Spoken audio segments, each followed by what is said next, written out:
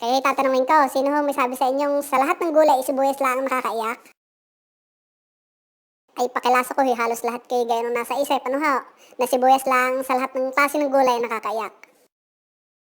Aba, ay ako ho'y bilang isang mapag-eksperimentong mag-aaral ay akin hong ginawan niya ng case study. At ayon ho sa aking natutunan at napag-alaman ay lahat ho pala ng gulay ay nakakaiyak.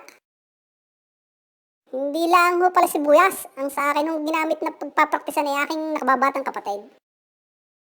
Sabi ko naman hindi naman rin nakakamatay at masustansya pa nga at kailangan ng aking kapatid kaya siya na lang ang aking hinikayat na mag-testing ng lahat ng gulay. Ay di, una ko nga ibinigay sa kanya yung sibuyas. Ginayat niya ho ito habang ako'y nakamulaglag sa kanyang reaksyon. Abay, walang ano-ano bigla na lang, napaluha, nagsisinghot at napaiyak na.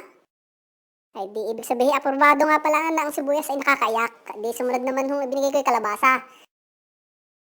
Di, siya ko naman ho ipinagayat. Habang aking minumulaglagan ulay ang kanyang reaksyon, ako pa ay tawa ng tawa at mukhang hindi nagsiseryoso ang aking kapatid.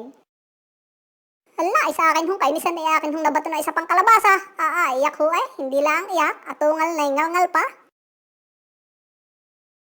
Dahil ho doon sa pangyayaring yaon, ay di ang akin hong naging konklusyon eh lahat ho ng gulay pala'y nakakaiyak. Dahil ho kung ipatitisting ko pa yung lahat ng gulay at yan ulit ang mangyayari at hindi magsiseryoso ay babatuhin ko pa huli.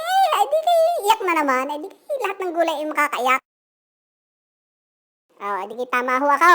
Huwag naman ho niyo akong babatuhin ng gulay at baka pag ako umiyak ay ako mahirap patahanin. Diyos ko, parod eh.